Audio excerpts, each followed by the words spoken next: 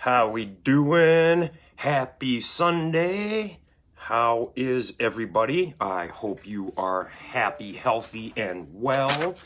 Sunday, May 24th, or whatever. Anyhow, hope you're doing well. Thanks for tuning in. My name's Ryan J. Oh no. Okay. Yeah, thanks for tuning in. My name's Ryan J. Still kind of drinking coffee here, but that's quite all right because, I enjoy coffee. So, I was going to go on earlier and do this live, but quick little story for you, and it's actually kind of funny. I mean, I'm getting a chuckle out of it. So the power went out in my house today for a couple, 2-3 hours. And oh my gosh, you thought like it's interesting. Okay, so my coffee pot wasn't working, and luckily I had already made a pot of coffee, so I got to chill out on my patio and enjoy the morning. So I was relaxing and reading a book and not really thinking much of it. Like, well, the world's not ending. The power's just out. Well, lo and behold, that freaked my daughter out. Oh my gosh, you never knew that the internet was like lifeblood to civilization and everybody's happiness. The refrigerator light didn't work, so she couldn't spot the root beer easily. Like, oh my gosh, Dad, the refrigerator light is out. Okay, well, yeah, that's connected to the power, so yes, that is gonna be out as well. My Pop-Tarts aren't gonna get toasted. It was mayhem, pure and utter mayhem, I tell you. Anyhow, power's back on. Okay, lights are going, and my head seems shiny. But anyhow, so I kind of chuckled. Okay, so yesterday I think I mentioned something about having a Facebook Live challenge, and I'm challenging you to do a Facebook Live. Well, you say, well, what am I going to talk about? I don't know. It's pretty easy to pick out a topic that you want to talk about. So if you've ever learned something, or if you have a specific skill set and you want to share some knowledge with people, it's pretty easy. Just learn something and then teach it. That's what I'm going to do today. So a while back, I learned about love languages, and there's 5 of them.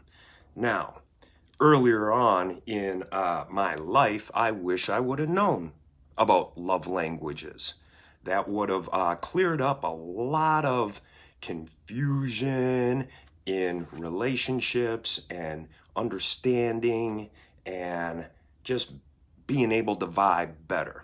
Well, once you know that there are 5 actual love languages, it's actually quite eye-opening, and you'll go, that's why in that particular situation things worked out well, or things could have gone in a different direction entirely.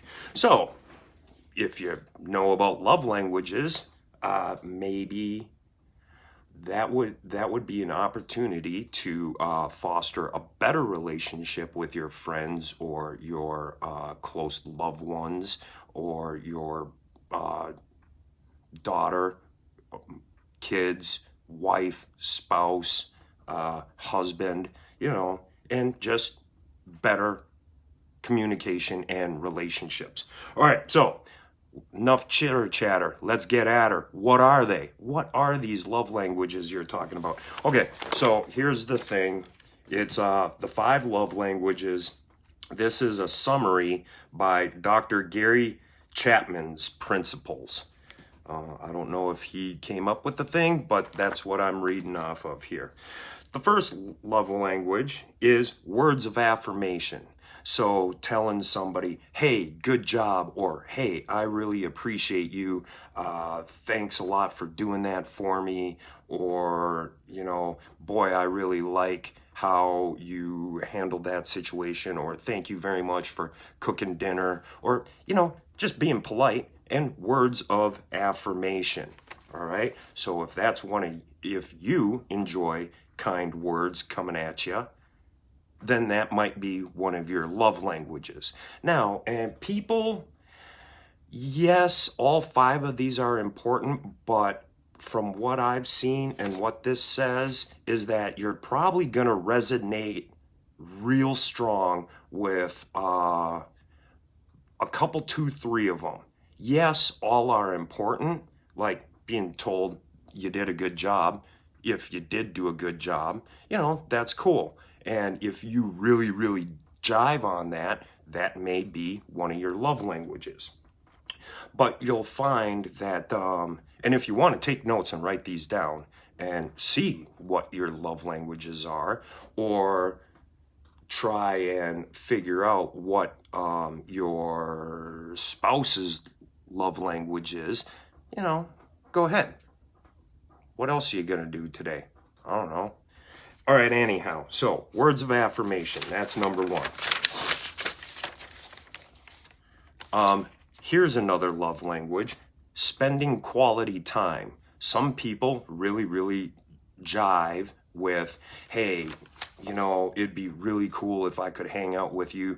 I really enjoy that. That makes my heart feel full, happy, and content when I'm hanging out with you. Whether we're having coffee, whether we went frisbee golfing or fishing, spending quality time is important for people. And that may be a love language. Quality time, quality conversation, talking, that sort of deal, and activity. So quality time. All right. Third love language, receiving gifts. So that may resonate with some people, like getting stuff. Whether, hey, look I brought you some donuts. Oh, thanks for the donuts. Or, hey, I bought you a new car. Or check out this diamond ring. Gifts. Some people really jive on gifts, and that's a love language for them. Now, me, on the other hand, I'm not so much of a gift type person. Yeah, thank you so much for giving me that. That's awesome. But more often than not, I'm kind of like, no, you didn't have to do that. I appreciate it, but I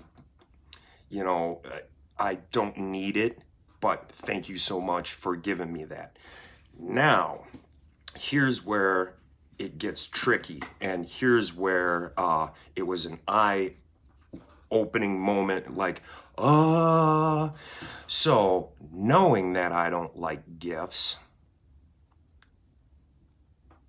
and I push people away sometimes from taking the gift, it occurred to me that by me not taking the gift, I'm actually kind of hurting that person by not accepting the gift. So when I realized that, when I'm not taking something, I'm actually taking joy away from that other person from not receiving their gift. Makes sense? It was kind of weird when I realized that. I was like, oh my gosh, I am such an a-hole. All this time, I've been not accepting gifts, which is really, I might as well just punch the person in the face and been like, well, maybe not that literal, but you get where I'm going with that. All right, so receiving gifts. So maybe, personally, my daughter is not a gift receiving person. She'll take it unless it's a bag of Takis. She'll take those any day. Take the bag of Takis or candy or chocolate. But that's different. But for the most part, she's not really that much jiving on the whole gift thing. But that's a love language to realize and pay attention to. Okay, so where are we at? 3, 4, number whatever. Acts of service. This is another language. Oh, the fourth love language. Acts of service. So like doing something for somebody, helping them out, helping them move.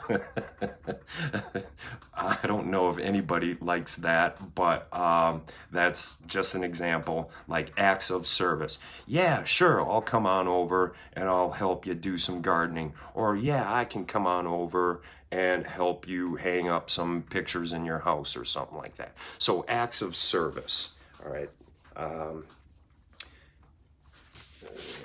Okay, where are we at? Oh boy, here we go, guys. And last but not least, and the fifth love language is physical touch. Now, that doesn't necessarily mean sexual or in the sexual connotation or description, although it could possibly, well, it does mean that, but like taps on the shoulder, hugs. Are you a hugger? Do you like high fives? A little on the backside or holding hands, physical touch. People jive on that, and it doesn't necessarily mean sex all the time, but it could definitely go that direction because talking about physical touch. All right, so so recapping, where are we at? Let's do a little recap. I'm going to tell you what I told you. Words of affirmation, number 1. 2, spending quality time. 3, receiving gifts. 4, acts of service. And 5, the lovey-dovey physical touch. So when you figure out what your love language is, and you understand what your partner, daughter, friend, what their love language is, you'll be able to feed on that. And the more you know, I really believe by putting this into effect, it will, and just realizing that you'll have stronger, more meaningful relationships. So I hope this was of help and value to you. Yeah, that's all I got. Oh, again, I challenge you to do a live. Push that live button. I'm cheering you on. I'm a big fan for you. All right, that's what I got. Till next time, Ryan J., make it an epic day.